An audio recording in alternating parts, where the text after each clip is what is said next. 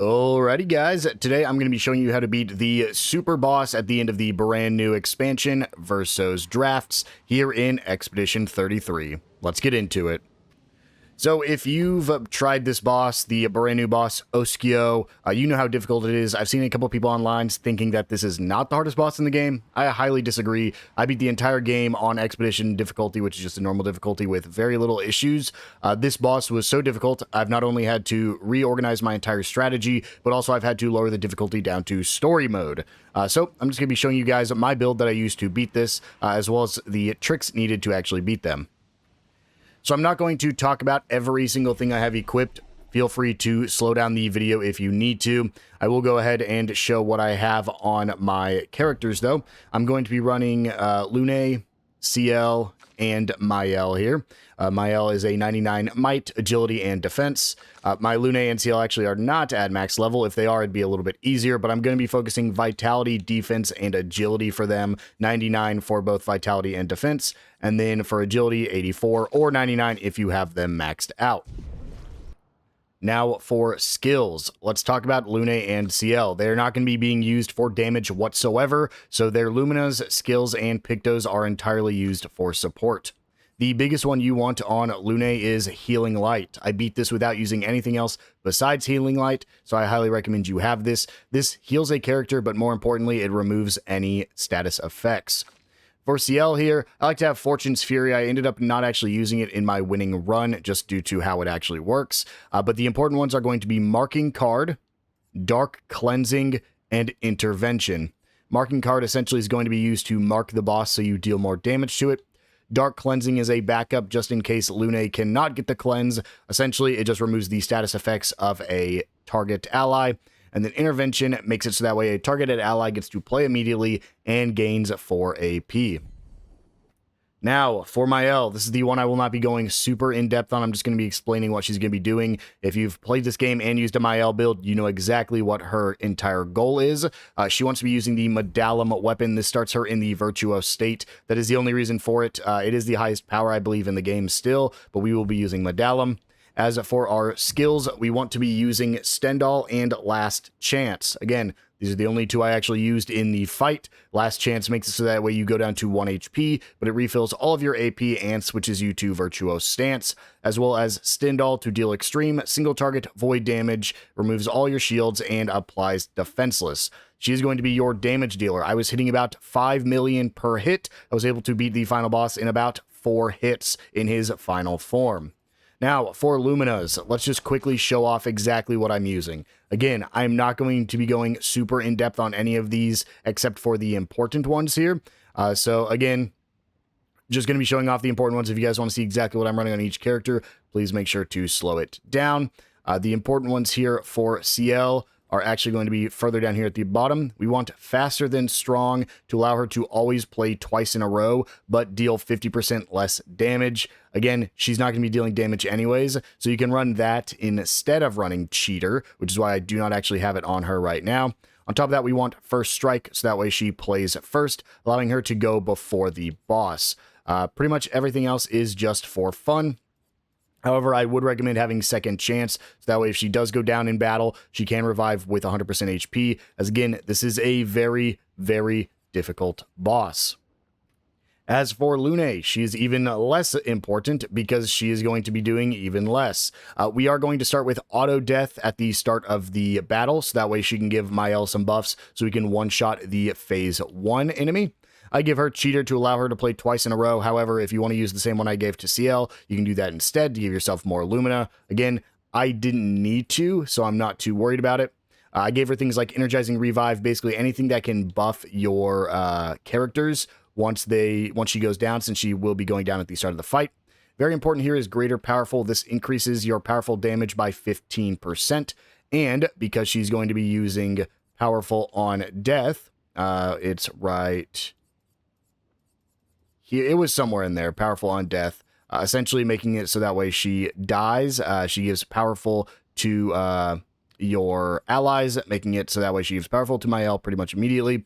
On top of that, give her Second Chance as well. Again, her entire purpose here is just to immediately go down, give some buffs to your allies, and then make it so that way she does greater powerful damage, as well as healing Mael during the fight. Now for Mael, I will not go into depth on how I got so many Lumina points. I'm sure you guys have seen plenty of strategies here. She has over 300 Lumina. She has so many Lumina actually equipped to her, making it so that way she just deals an insane amount of damage. Again, just slow it down. Make sure you have on what I have on or similar things. We don't need things like Burning Affinity because they really won't be on fire. Cheater is very important to allow her to play twice in a row. That's extremely important for this strategy. Again, some of this stuff doesn't even matter for this boss. This is just the build that I like to run with her. I farmed merchants to get a bunch of Lumina points. That way she could actually be able to deal some damage. Again, greater powerful on her as well. First strike on her, letting her play immediately. And glass cannon, so she does more damage. First offensive is very important here. So that way you deal more damage on your first hit. So that way we can try to nuke the boss on turn 1. Another pretty important one here is actually going to be, I believe it's further down here. Second chance, so that way when she goes down, she will revive once per battle, because, of course, she's going to be going down at some point in this fight. And yeah, again, just try to grab some of these. One I like to have is stay marked, so that way when we actually apply the mark on the boss, you can have a chance to have it stay marked after she triggers it. And then there is one more important one here, which is a cleansing tint. I want to point this one out because with my current Mael build, she will not be able to be healed. However, if you use a cleansing tint on her, it will remove status effects from the target. So yeah, this is everything I'm running. Again, if you want to know exactly what I'm running besides the things I pointed out, just make sure to slow down the video. You can find guides online. There's plenty of wikis that'll show you exactly where to get every single one of these pictos. However, if you're at this point in the game where you're level 99 anyways and going to fight this final boss, you will probably have most of these pictos. I only had to go out of my way for one of them. So let's get on with the actual fight now that we've gone through the build. I've seen plenty of people beating this boss, but not actually showing off builds or strategies to beat it. Most of them at this point of recording are no commentaries or just people saying get good. So instead, I'm going to show you exactly how I beat the boss and some strategies to do. I've already beat it once, as you can see, so we're just going to go ahead and fight Osquio once again. So here we go, hopping straight into it. Lune has already died. She self-died and then got revived. Turn 1 with Mael. We're going to go ahead and last chance. If you used a Mael build, you know exactly how this works. She's getting down to low HP, so she deals more damage, gives herself powerful, everything else. And we're just going to Stendhal on turn 1. What this will do is it'll bring him down to essentially no HP. That's 15 million damage. That's probably the most you're going to be dealing the entire time, unfortunately. But next, we're going to go ahead and use Marking Card. This is going to mark Osquio. Making so Mael will do more damage on her second attack. She'll get to a play immediately, and they'll go ahead and Intervention, allowing Mael to go again. I highly recommend you always use CL's first turn to do something, because on the second turn, if she passes it to Mael, Mael will then get 2 turns. We're going to go ahead and last chance one more time to get our AP back up to max. And then, instead of breaking or anything else, we're just going to go for another Stendhal to take Osquio into phase 2, or Osquio into phase 2. There we go. Now here's the point where it is get good. You do need to figure out some of these timings. It's not incredibly important. The reason we built 2 of our characters to be purely defensive is so that way they can survive some of these hits. But you can see here, I'm not going to be perfect with my countering. And I'm playing on story mode, and the countering is still very tight. I'm really bad at this Radiant counter as well. But my other 2 characters are still good. Mael comes back up. Here's Flying Gracefully. I'm decent at Flying Gracefully. I'm best at the one where he actually calls his friends to shoot lasers at you. That's the one I can pretty much perfect the timing on. Now you can see we have the status effect Barba Papa. This is the reason this fight is so difficult. For each stack of Barba Papa, the character's next instance of damage with a skill or an attack is reduced to 1. So the reason we built the characters exactly how we did, so we can actually go ahead and use Dark Cleansing on Mael to make it so that way she gets rid of Barba Papa. And it gives greater powerful to everybody. Again, doesn't really matter. And then we're going to Intervention, making it so Mael gets to act immediately. And then Mael can go ahead and last chance Stendhal. This is what she's going to be doing every single turn. If you get lucky or you get a attack that you can counter perfectly, she will not go down and she can keep fighting. However, in my winning run, I'm pretty sure she went down every single turn that Osquio attacked. There we go, about 4.9 million. We only have to do that about 4 times. Here's Pew Pew. I hate this one. I'm really bad at countering Pew Pew. It's specifically this phase right here where he starts going crazy. Yep. And of course, the only one I missed on was Mael. But that means on Lune's turn, what she's going to be doing is she's going to be using a Revive Tint on Mael. And then she's going to go ahead and use her Healing Light on Mael to get rid of that Barbapapa. Now, something you can do, because you can see that CL's actually going to go first, is that you could not heal her and instead heal someone like CL or Lune that herself. But I got really lucky because I'm really good with this. Of course, the one I missed again was Mael. I'm really good at countering that one. So, of course, on CL's turn, we're going to go ahead and Dark Cleansing to cure Mael once again. So, unfortunately, Lune's turn would have been better spent actually healing CL or herself. But now we'll go ahead and pass the turn off to Mael. Go for another last chance. And we're kind of saving up our gradient charges here. I'm sure there's better ways to spend gradient charges, but I actually had a way that I very much enjoyed in my winning run here.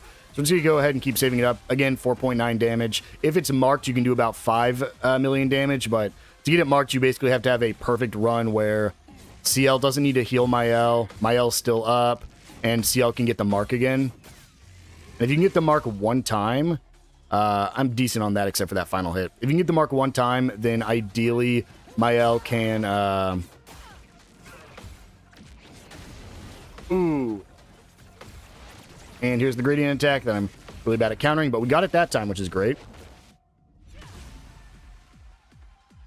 CL will pop back up because she has the revive. And then, unfortunately, on her turn, we do need to go ahead and revive Mael. And then what I'm actually going to do here is not ideal, but I'm still going to pass the turn off to Mael so that way she can get some damage here, because otherwise she wouldn't be able to get any until after his next turn.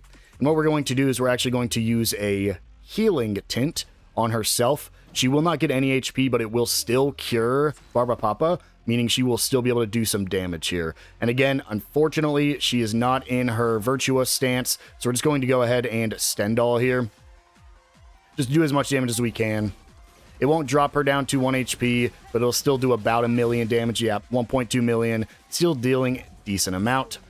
And then once we get to Lune's turn, what we actually could do is try to heal people. Unfortunately, right now, I actually have no reason to heal anyone but herself.